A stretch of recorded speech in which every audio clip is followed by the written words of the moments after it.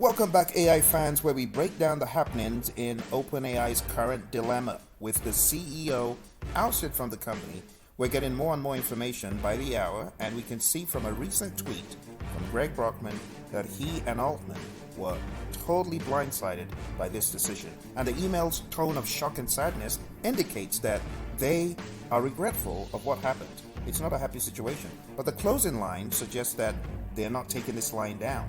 Their statement about greater things coming soon and the fact that Altman reposted Brockman's tweet, it implies that they plan to continue their work in the field of AI. Who knows, maybe through a new venture. Maybe we'll hear something as soon as next week. We don't know. But the implication of this saga are far-reaching. Number one, people cannot be trusted. So as a CEO and founder, you better be careful who you're bringing in and be careful about the power structure you set up. This, in my mind, had an absolutely worthless power structure, because if one can be ousted from the very company one created because of a schism, because of a technical decision that was not agreed on, then we're in trouble. And I think it's a really good time for us to focus on the insane amount of power this company has by virtue of the AI tools they've created, and ask the question, do you feel safe with this firm's current decision and knowing that they've got all this firepower? It's concerning to me as a paid subscriber, as a power user, and as someone who is an AI aficionado. I'm concerned. I think it was a power tussle, and I think there's a lot of immaturity and high schoolish stuff going on, because this is not how a multi-billion company should handle its business. It is very embarrassing that they didn't hear about this until minutes. Why is that? Why is it that the chief scientist and the CTO, let's not talk about the people from other companies like Quora and so on, it's unbelievable how much power these two had to be able to oust the founding members, two of the founding members. OpenAI, once seen as a beacon of responsible AI development, now faces a cloud of uncertainty, and the board's actions raise questions about the company's future leadership and its commitment to its original mission. The swiftness and the secrecy is a bit sickening, to be honest, because everyone who should have had a say seemed to be blindsided. In other words, the founders. And this lack of transparency has also eroded trust among OpenAI's employees. Other employees have left, other key people have left, partners, and the broader AI community. When you think about Microsoft and their stake in the pie, you cannot help to see Microsoft's helplessness as being a risk to the company itself, because Microsoft has banked so much on their partnership with OpenAI.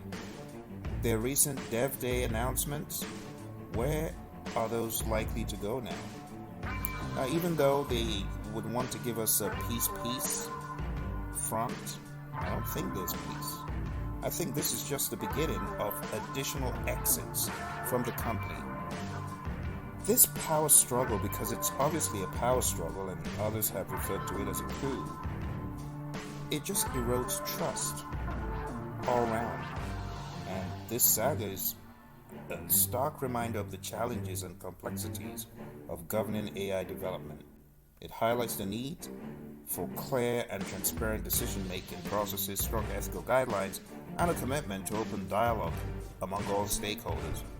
Read carefully this email, and I'm going to read it for you. It says, let's first say thank you to all the incredible people. Well, it starts off like this. Sam and I are shocked and saddened by what the board did today. So that statement shows a removal of responsibility. Sam and I are shocked. It paints the picture of exclusion. They were excluded. This decision was made under the cover of night.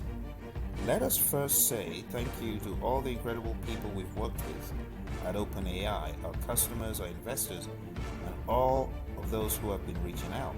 We too are trying to figure out exactly what happened. And to be quite honest, the chief scientist is front and center in this discussion. And there's the belief that this chief scientist might have manipulated the situation, as well as the CTO, to their advantage. Seems to be like a duo thing going on. Let's forget about the people from outside of the firm. It reads, last night Sam got a text from Elia asking to talk at noon Friday, so we can see where this power shift is coming from. Sam joined the Google Meet and the whole board except Greg was there.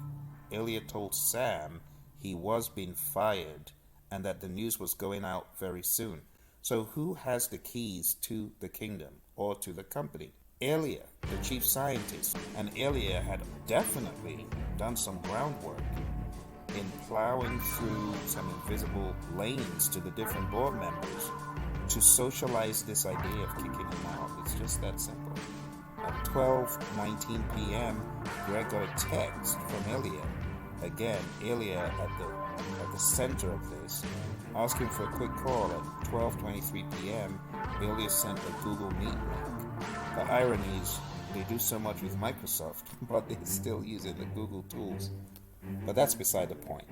Greg was told he was being removed from the board, but was vital to the company and would retain his role, and that Sam had been fired. Around the same time, OpenAI published a blog post. As far as we know, the management team was made aware of this shortly after, other than Mirror, who found out the night prior. Now, this is where we question loyalty. If we have 3 C-level executives and one has been made aware that there's going to be a takeover, it shows where that loyalty is. It shows where that perspective of congruence and alignment is. And it says the outpouring of support has been really nice. Thank you, but please don't spend any time being concerned. We will be fine. Greater things coming soon. All we do is sit back, wait, and hope for the best, that it will all work out for these individuals who have put blood, sweat, and tears into the company. Let's stay tuned and see what else comes out.